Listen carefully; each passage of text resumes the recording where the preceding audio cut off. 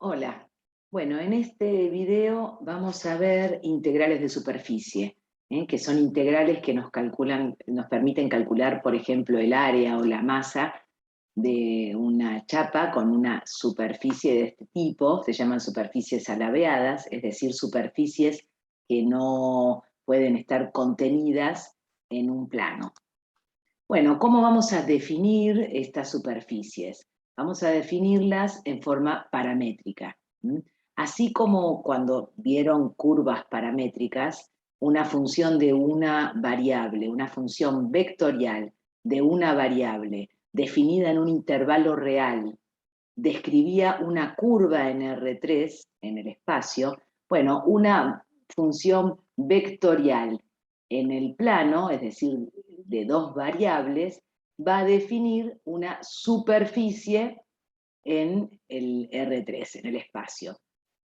A cada punto V del dominio D, del dominio de la función vectorial, le corresponde un punto x0 y 0, z0 sobre la superficie, en R3. Si uno recorre todos los puntos del dominio de la función vectorial, entonces queda descrita toda la superficie S. Al tener una función paramétrica, una función vectorial, que tiene sus componentes continuas, entonces esta superficie S no tiene saltos ni agujeros. Bueno, veamos un ejemplo de una función vectorial que defina una superficie. Por ejemplo, esta sigma de V, componente X es U coseno de B, componente Y es U seno de B, componente Z es U cuadrado, cuando V varía, o sea, toma valores en el producto cartesiano. U varía de 0 a 2, B de 0 a 2pi. Entonces, si la componente X es U por coseno de B, la componente Y es U seno de B, X cuadrado más Y cuadrado es U cuadrado, que justamente es Z. De ahí que queda descrita la superficie Z igual X cuadrado más Y cuadrado, que es este paraboloide que está acá. Es decir, toda esta región en el plano, región llamada D, describe a través de la función parametrización de esta función sigma este sector del paraboloide. Veamos que como U varía de 0 a 2, entonces Z varía de 0 a 4. Solo este sector de la superficie está describiendo esta parametrización. Bueno, a ver, en general, cualquier parametrización. Sabemos que todos los puntos de la región D, del dominio en R2, a través de la función sigma, va a describir toda esta superficie. Pero si tomamos un segmento en D, es decir, tomamos fijo B sub 0, por ejemplo, y hacemos variar U, la imagen de este segmento va a ser una curva en la superficie S, porque fíjense, la función cuando tengo fijo B0 va a ser sigma de U B0, o sea, va a ser una función de una sola variable, una función vectorial de solo una variable que describe una curva, como habían visto en curvas paramétricas. Entonces la imagen de este segmento rojo va a ser esta curva roja que está sobre la superficie. Lo mismo si dejo fijo la variable U0 y varío B, estaría pensando en una función que es sigma de U0B, una función de una sola variable que va a describir esta curva verde que está sobre la superficie S.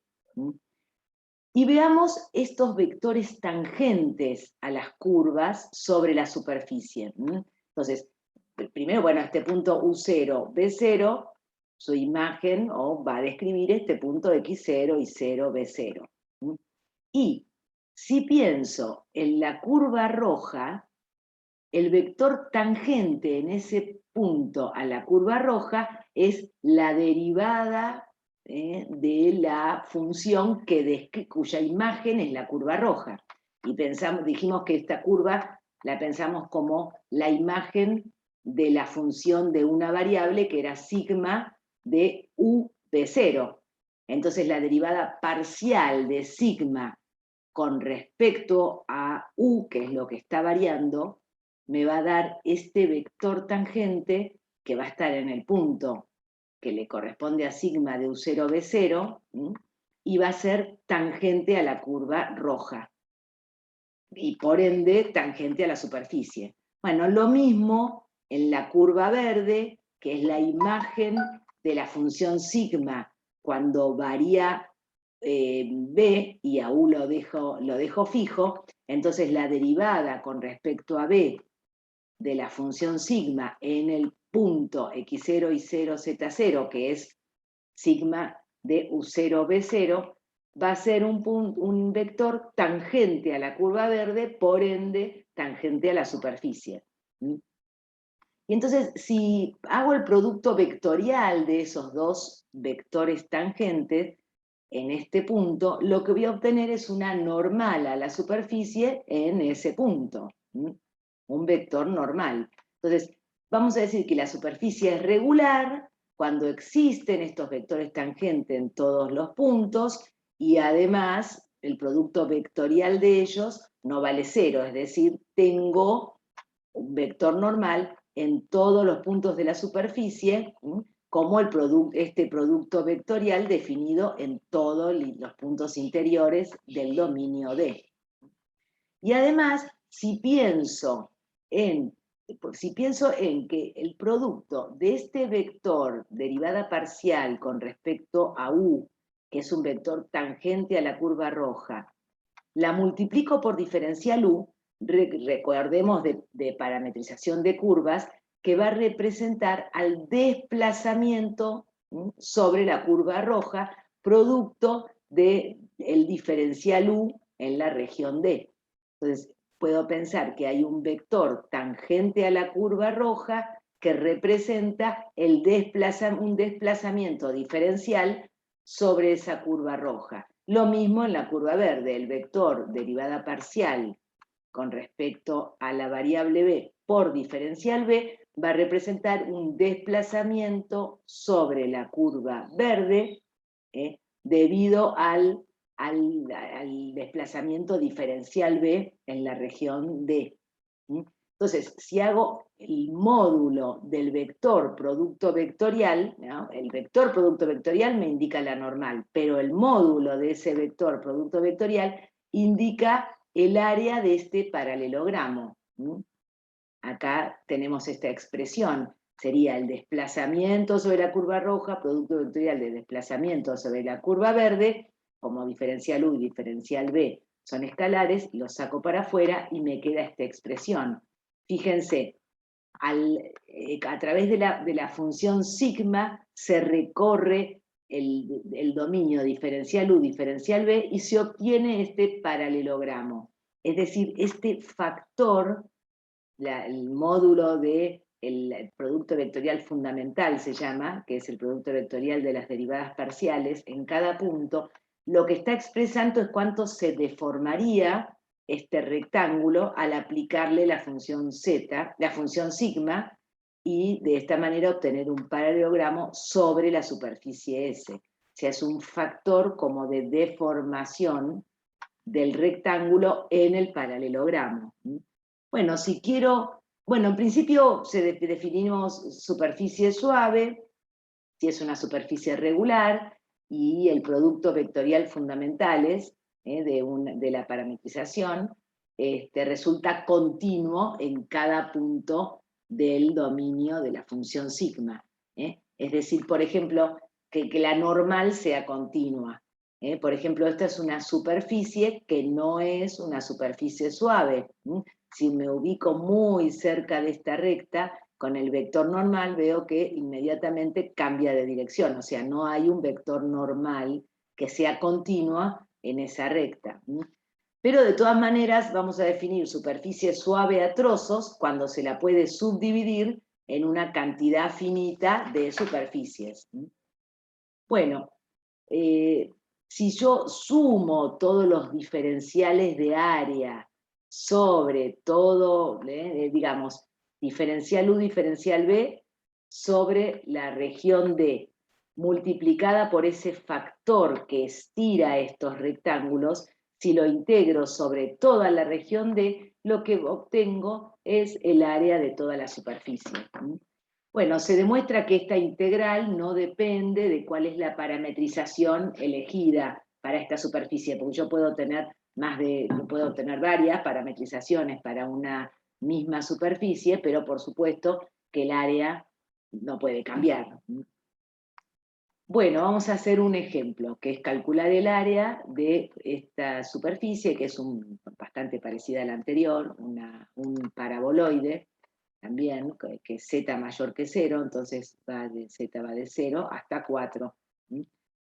Primero lo tenemos que parametrizar, tenemos que encontrar la función vectorial que parametriza a la superficie. Por una analogía con la anterior, podemos decir que x es u coseno de b y es u seno de b. Fíjense que x cuadrado más y cuadrado da u cuadrado. Y yo sé que z es 4 menos x cuadrado más y cuadrado, o sea, si z es 4 menos u cuadrado. Veo que como z va de 0 hasta 4, u tiene que ir de 0 a 2, ¿no? Si u vale 0, z es 4, si u vale 2, z es 0. Bueno, una vez que encontré la parametrización, alguna parametrización que cumpla las características de ser C1, hago las derivadas parciales, derivada parcial con respecto a u, ¿no? Coseno de b, seno de b, menos 2u, luego la derivada parcial con respecto a b, es decir, menos u seno de b, u coseno de b, 0, hago el producto vectorial de esas dos derivadas parciales y obtengo este vector, calculo el módulo de este vector, veámoslo rápido, será la raíz cuadrada de 4u cuadrado coseno cuadrado de b, más 4u cuadrado seno cuadrado de b, es decir, hasta ahí me queda 4u cuadrado, más u cuadrado por 1, es decir, me quedó raíz cuadrada de 4u cuadrado, 4u cuarta, perdón, 4u cuarta más u cuadrado, que todo raíz cuadrada, me queda esta expresión. Entonces, hago la integral doble, claro, tengo dos variables, sobre la región D, definida acá. B varía entre 0 y 2pi, U varía entre 0 y 2, hago esta integral y obtengo de esta manera el valor del área de esta superficie. Bueno, pero estas integrales de superficie no solo sirven para calcular áreas de superficies, sino que también, por ejemplo, como el ejemplo más típico, la masa de una chapa que tiene espesor despreciable, imaginemos que esta es la chapa, y que no es homogénea, es decir, la densidad es función de cada punto, o sea, es variable. En cada punto X y Z de la chapa tengo definido una densidad, y entonces, bueno, si yo multiplico la densidad superficial, ¿no? En las chapas se definen densidades de masa, kilogramos sobre metros cuadrados, una densidad superficial en cada diferencial de superficie, y lo multiplico por el diferencial de superficie, voy a obtener el diferencial de masa, que si luego lo integro a toda la superficie, voy a tener la masa total. Es decir, voy a tener la función densidad aplicada no en cualquier x y z del espacio, sino en el x de v, y de v, z de v, para un cierto dominio de v, para una cierta región D. Es decir, tengo la función densidad en los puntos de la chapa, por, bueno, el diferencial de área, y así obtengo la masa de la chapa completa. Pero bueno, generalizando, yo puedo obtener la integral de superficie de cualquier campo escalar. En este caso el campo era la densidad, ¿no? que estaba definiéndola sobre los puntos de la chapa.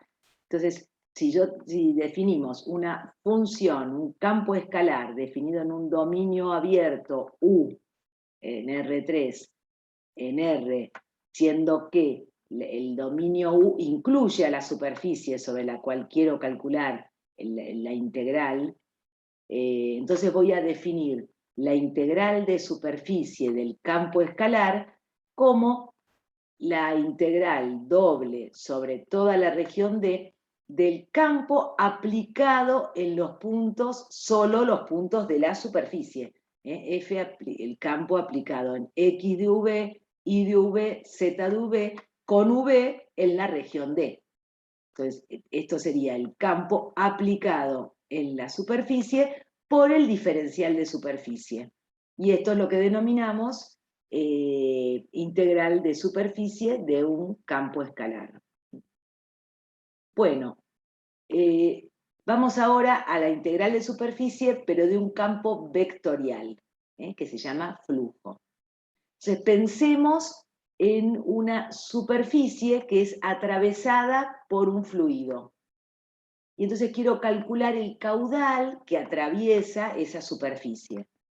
En principio solo me va a interesar la componente normal de la velocidad, porque la componente tangencial a la superficie de la velocidad no va a aportar al flujo que atraviese esa superficie. Entonces, si pienso en que hago el producto de la componente normal de la velocidad en cada punto por el diferencial área, velocidad por área, lo que me da es volumen por unidad de tiempo, que es el caudal que está atravesando ese diferencial de área. Entonces, si sumase todos los diferenciales de caudal, me va a dar el caudal total que atraviesa la superficie. Pero bueno, vamos a pensar en un campo vectorial general, un campo vectorial F definido en un dominio U abierto que incluye a una superficie suave, simple, quiere decir que no tiene cruces, y orientable, es decir, puedo determinar dos caras en esa superficie, y la defino a la superficie a través de esta parametrización. Entonces, el flujo del campo vectorial a través de la superficie S la voy a calcular de la siguiente manera. Primero voy a evaluar la componente normal, digamos, del campo en cada punto de la superficie. Es decir, F en X de V, Y de V, Z de V, no F en X y Z genérico de todo su dominio. Solo me interesa del dominio la parte que está en la superficie. Entonces, ¿cómo hago para tener la componente normal en cada punto del campo? Lo multiplico, hago el producto escalar del vector campo por un versor normal a la superficie. El versor normal a la superficie tiene esa expresión, ¿no? El vector normal que habíamos visto dividido por la norma de ese vector, con cierta orientación, que va a depender el signo. Fíjense que acá tengo una normal hacia arriba, la podría haber definido hacia abajo, eso hubiera dependido de cuál es el orden que haga en el producto vectorial de estos dos vectores. Es decir, yo al estar definiendo un versor ya estoy dando cierta orientación a la superficie.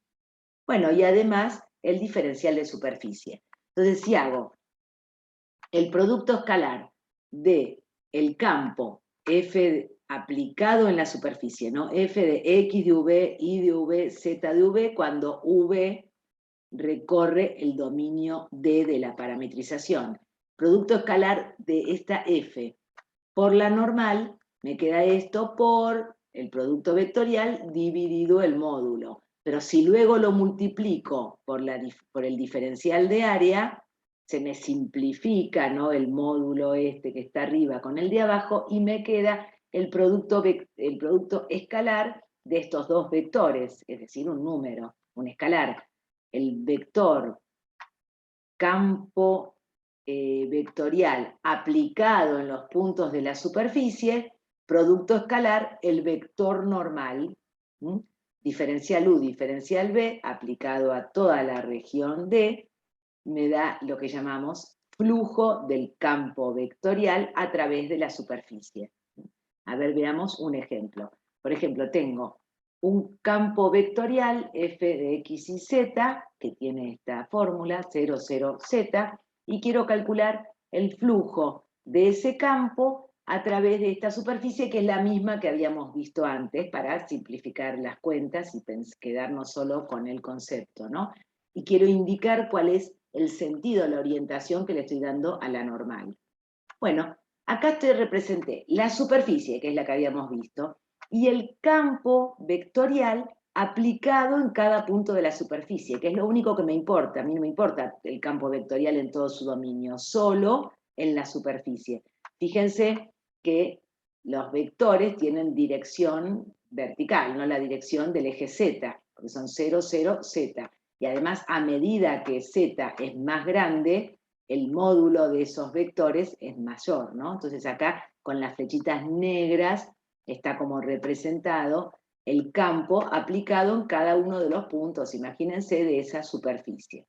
Entonces, bueno, quiero calcular el flujo, necesito una parametrización de la superficie, uso la misma que tenía antes, u coseno b, u seno b, 4 menos u cuadrado. Para definir solo este sector, tomo el u y b variando entre 0,2 u y entre 0 y 2 pi b. El producto vectorial de las derivadas parciales ya lo habíamos hecho, me quedaba este vector, 2u cuadrado coseno b, 2u cuadrado seno b, u. Veamos que la normal tiene componente z, que es u, que es positiva, porque u varía entre 0 y 2, siempre es positiva. Quiere decir que la normal que estoy teniendo en cada punto, ¿no? En cada punto voy a tener un vector normal que podría ser este aquí, este otro aquí, así vertical aquí, pero que tiene componente z positiva. Esa es la orientación que le di a la normal. Bueno, hago el cálculo del valor del campo aplicado solo en los puntos de la superficie. Es F, en esos puntos será 0, 0, Z, pero Z no es cualquiera, sino que es el Z de la superficie, que es 4 menos U cuadrado.